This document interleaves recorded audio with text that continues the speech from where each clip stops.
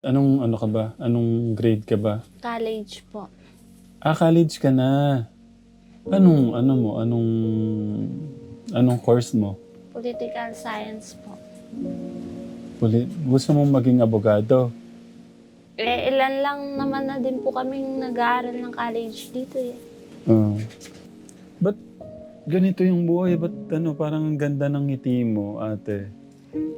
Parang ano ba, positive ka lang ba lagi? Sabi po, daan na lang daw po sa ngiti yung mga problema. Hmm. Ang ganda ng mata mo, no? Kuya August, brown no yung mata. Pakita mo nga ate. Sa Katekram, ayan o. Brown po yung mata niya oh. Maraming nakakapag-asawa ng maaga dahil sa social media. Opo. Totoo. Dito din naman po eh. Oh, di ba?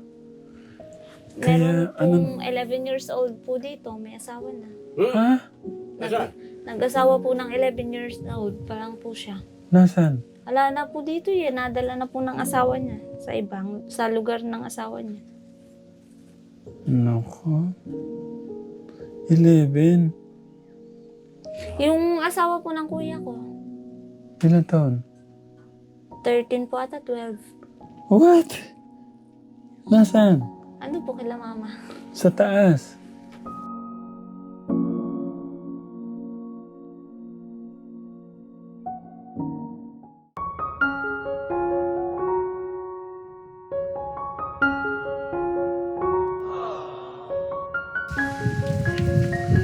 Tao po. Tao po. Tao po. Saan ba? Tao po. Ay, magandang... Pwede ko kami magtanong? Hinahanap po namin si Daisy 7. Kayo po ba yun? Okay lang po kaming mga musta sa inyo. Pwede po kaming tumuloy. Siya pala yung siya po pala yung... Tatanong ko lang po, ba't to ganun, lahat ng CR yata dito magkakamuka? Bigay po ni ano, Ah, CR po sa mga residente. yung project ng Okay. Ayan, kasama natin si Tito August, si Tatay Freddy, Kuya Albert. Nasa si Kuya Albert? Ay, Kuya Albert? Ano po kasi, sa layo-layo nung namin, linakbayo namin, sabi daw po dyan sa baba, nagtanong-tanong ko kami kung sino pwedeng magpakain ho sa amin. Kayo lang daw ang pwedeng magpakain sa amin, may kakayahang magpakain sa amin. Okay lang po ba kaming makakain?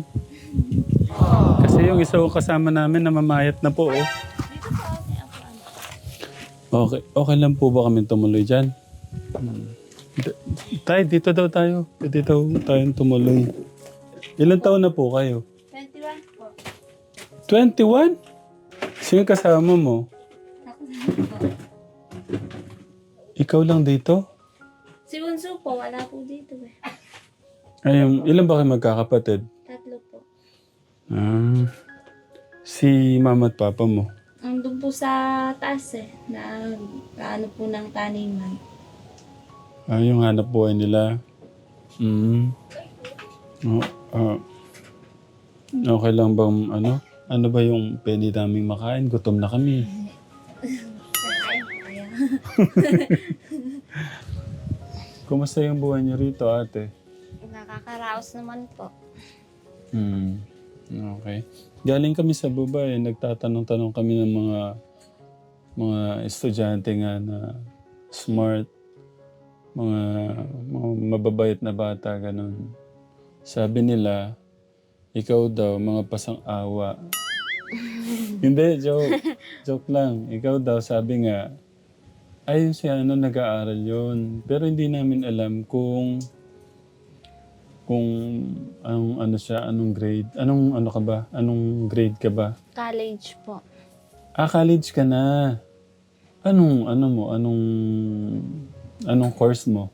Political science po. Gusto mong maging abogado? Ilan lang naman na din po kaming nag-aaral ng college dito eh. Oo. Yung isa po, dun po sa may tindahan po, pinsan ko po yun. Ano naman po siya, business management po yung kinukuha niya. Bali, dalawa lang po kami nag-aaral ng college dito po. Kasi madami pong nag-stop simula po nung pandemic po, ganun. Tapos, unti lang din po yung tapos ng grade 12. Kasi nga po, mahirap po yung dito talaga dati kasi yung sa service po. Tapos yung, ayun na nga po, yung financial po ng mga estudyante. Eh, hindi po masyadong natutustusan po ng mga magulang, ganun po. Kaya, nag-stop na din po. Mahirap po kasi buhay eh. Kumusta yung pag-aaral mo? Okay naman po. Mahirap po, pero okay na kaya. Saan ka nahihirapan? Sa sa introduction of law pa lang po, nahihirapan ako. Yan ba talaga yung yung gusto mong first course mo ba yan? Second choice lang po yun eh.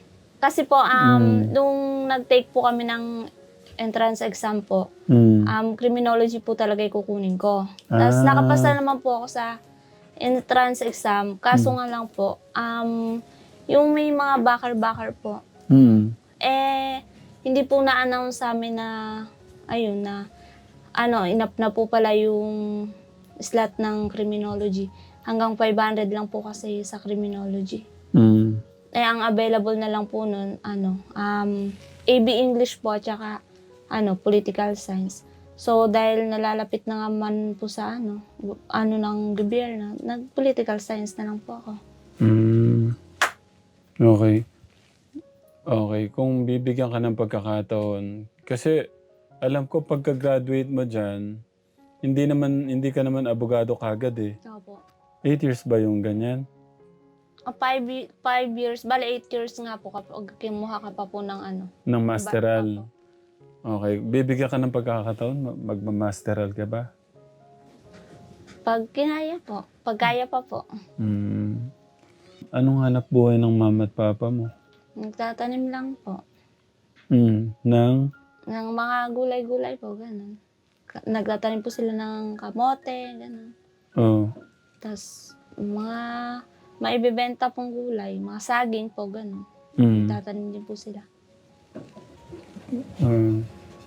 Ba't ganito yung buhay? Ba't parang ang ganda ng ngiti mo, ate? Parang, positive ka lang ba lagi? Sabi po, daan na lang daw po sa ngiti yung mga problema. Ang ganda ng mata mo, no? Kuya August, brown no yung mata. Pakita mo nga, ate. Sa Katekram, ayan Brown po yung mata niya, oh.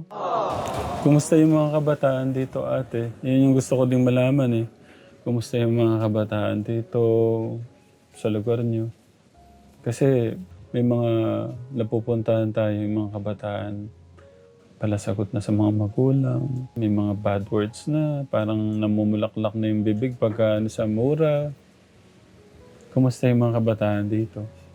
Ayun, na-influensya na rin po siguro ng mga nakakatanda. Kasi mismo yung iba din po kasing magulang, gano'n.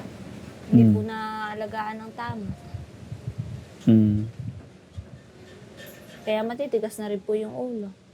Ikaw, sa kabila ng kahirapan niyo, bakit pinagbubuti mo yung pag-aaral? Para po maibalik kila mama yung nila, hirap. Kasi hindi na din naman po nag-aaral yung dalawang kapatid. Kaya ako na lang po. Bali pangilan ka ba, ate? Pangalawa po. Pangalawa. Gitna ka, di ba sabi mo 3 kayo? Opo. Okay. Nasaan yung panganay? Nandun po sa taas. Kasama sa nila kubo po. ni papa mo? Opo. Tapos yung bunso? Nasa galaan po. Sa galaan. Ang init, pinapayagan mong gumala.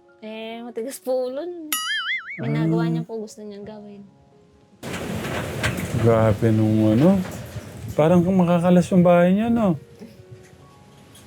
Parang bagyo na. Sira-sira na po kasi. Oo. Para sa mga kabataan, ano yung aral na gusto mong i-share sa mga kabataan? Kahit gaano kahirap yung nararanasan nila, ganun. Mm. Kahit gaano kahirap yung buhay, basta may pagkakataon po sila na pag-aralin, ipagpatuloy po nila. Mm. Kasi yung papa ko po ganun eh. Kapag gusto mo po mag-aral, susuportahan ka po niya hanggat gusto mo. Mm. Kasi sabi nga po ng papa ko, yun lang po yung maibibigay po nila sa amin. Kumbaga maipapamana. Kaso ayaw po ng kapatid ko mag-aral. Mm. Kaya ako na lang po nag-aaral. Oo. Kaya yung mga kabataan po dito, yung ibang mga sinasabihan din po ng ibang mga magulang na, kumbaga, tumulad po sa amin, gano'n, nakaabot po sa ganito, na lumaban po, gano'n.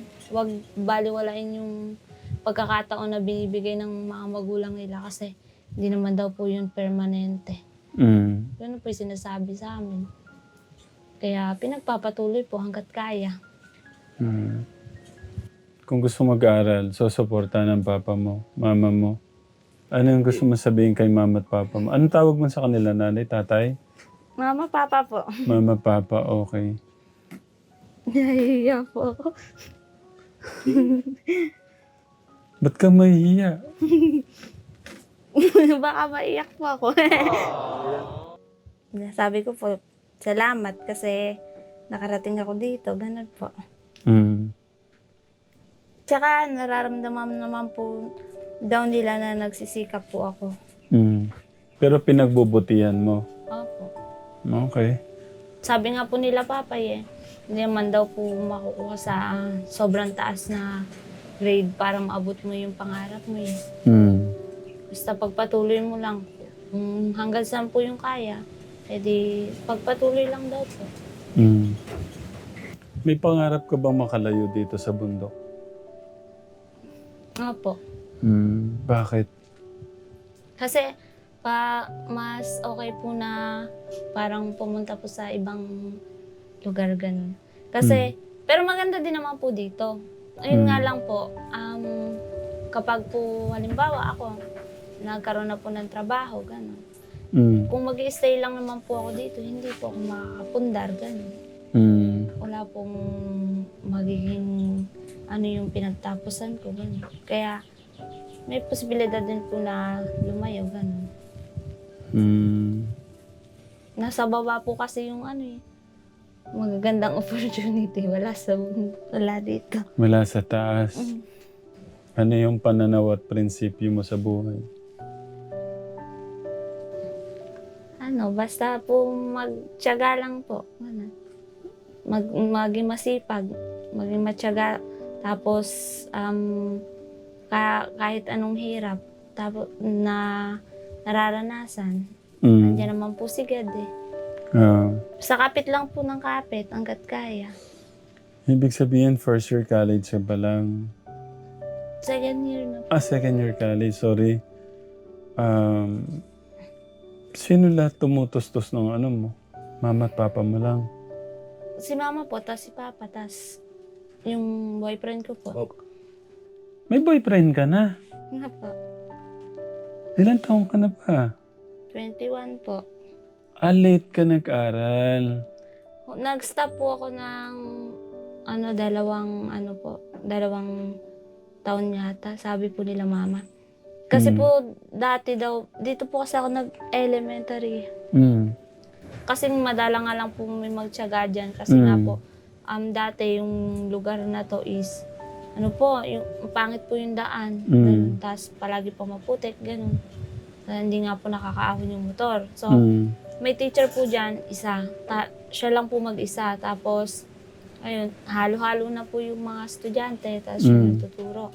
Tapos nung may dumating po na dalawang teacher dyan, edi, sabi po ni mama, kahit ilang ulit po ako umulit, basta may matutunan po ako. Mm. Kaya binalik po ako ni mama sa grade 1 po ata.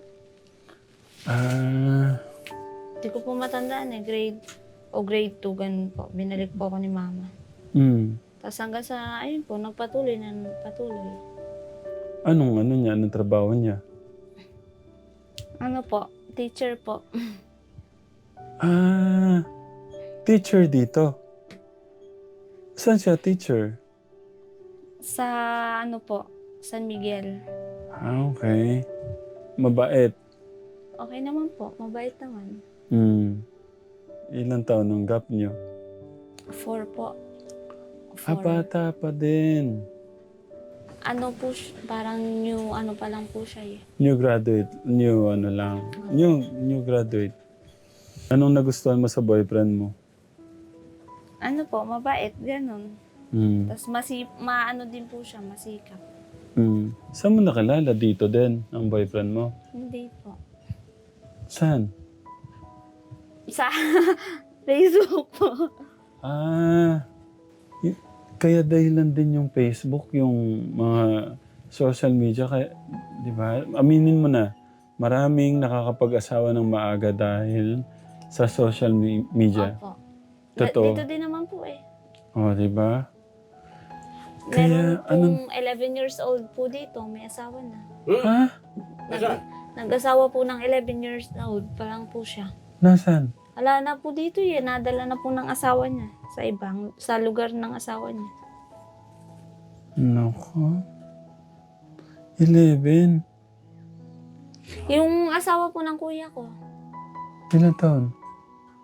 13 po ata, 12. What? Nasaan? Ano po kila mama? Sa taas. Sa may kubo po. Buntis na. Opo. Buntis ngayon. Opo. Sumakit naman ang ulo ko. Ang bata-bata naman yung linigawan niya. O siya ang linigawan? Gusto po natin po ng babae. Ah, Gusto na din po nilang magsama. Ganun. Kaya sabi ng mga magulang po nila, kaysa daw po gumawa ng hinalan daw po. Nalungkot ako dun sa bata. Kabata-bata nila, ganon. Ito sa 11. Oo. Nakailang asawa na nga po yun eh. Ah, Yung 11 po nag-asawa. ilang asawa na yon? Pangalawa na po yung kinakasama niya ngayon. Hindi pwede yung ganon. Bakit ganon? Pinayagan na din naman po ng magulang. Ikaw, di ba, kahit may anak ka siguro, hindi mo papayagan yan. Papayagan mo ba? Kapag daw po gusto, wala naman po tayong magagawa. Ano po ba gusto natin? O magpakamatay yung anak natin? Or yung sa ano po ngayon yung mga kabataan po pag may problema din, nagpapakamatay po. Lalo na po pag sa boyfriend. Kasi hindi sinanay ng mga magulang sa hirap.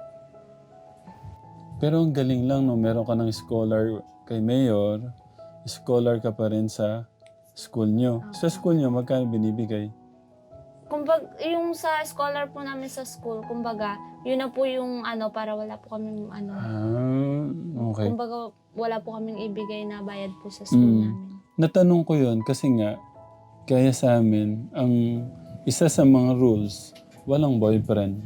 Handa ka ba na iwan yung boyfriend mo, makuha yung scholarship program namin? Hindi ko po alam. Hindi ko po alam Kung titimbangin mo, scholarship program o yung boyfriend? Scholarship, boyfriend. Wala pang sagot. Nahirapan ka. Kasi ang hirap. Nahirapan ka ba Mag-balance po. Hindi mo kaya mag-decide ngayon. No, okay. Sige, bigyan kita 5 minutes. Ay!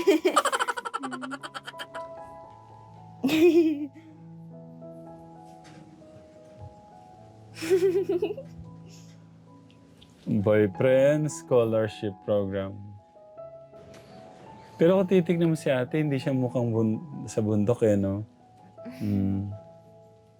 Pero nakita ko yung mga ano dito, yung mga kabataan dito, yung mga napuntahan ko doon sa baba. Ang kaganda din. Mas okay yung ganitong buhay, no, ate, no? Tahimik lang. Opo, okay naman po. Mm. Hindi ka ba natatakot? Mag-isa ka lang dito? Wala kang ibang kasama ngayon? Hindi naman po masasama tao dito eh. Mm. Kumbaga parang magkakamag-anak lang din naman po yun dito. Hmm. May napuntahan din kami dyan, yung itim yung bubong, si Lola. Dito pa sa baba. Ah, sa baba. Si Okay. ano po, Nanay Pidila po. Yung mga anak niya yata, hindi niya kasundo. Ano daw po eh. Masama po yung ano sa kanya ng mga anak niya. Sabi, Ha? Yan, meron tayong ano dyan ha. May mga tunat, ano tayo dyan, no? Naglalaba ka ba? Nakita ko yung mga kuko mo. May gatas ka dito ha. Maggatas ka. Yung sabon. Iwalay na lang natin yung sabon. Oh, pinagano kita. Pinag-grocery kita.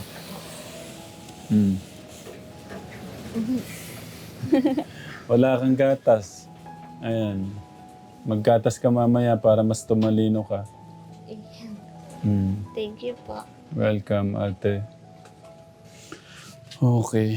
Pinag-iisipan ko yung scholarship program namin. Kasi dapat walang boyfriend. Sige, ganito. Hindi ko nga alam ano yung magiging ano eh.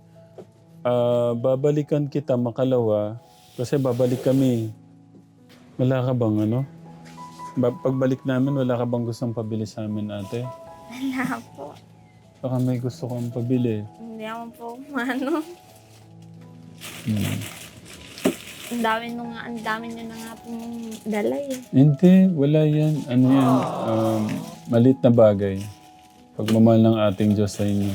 Mahal na po yan dito. Yan? Yung ano dito, magkano? Yung kumari, yung ganyan, yung tuna. Nasa 45 na po. Yung corned beef. 35 po. Mhm. Yung mga ganito po, ang mga 35. Pwede pa silip yung kwarto nyo, ate? Pangit po. Hindi, wala yung ate naman. Ito yung kanilang ano, Kuya August, kwarto. ito mo yung kwarto mo? Apa. Ha? Hindi po, ando po yung kwarto ko. Ayan, may ano, ito yung magiging ano nila, kortina. Hindi pa, tumutulong Easily. po eh. Ano to, tumutulong nga naman. May butas po yung yero. Alatado naman sa mancha. Tapos sila nanay sa natutulog. Doon po sa may na may jug. Okay na. Pero malinis eh, no? Napansin ko, katekram, malinis sila ate. Baka may gusto kang pabili o ano. Wala naman po. So, balikan kita sa decision mo, ha? Tatanong po kila mama. Kung boyfriend o scholarship.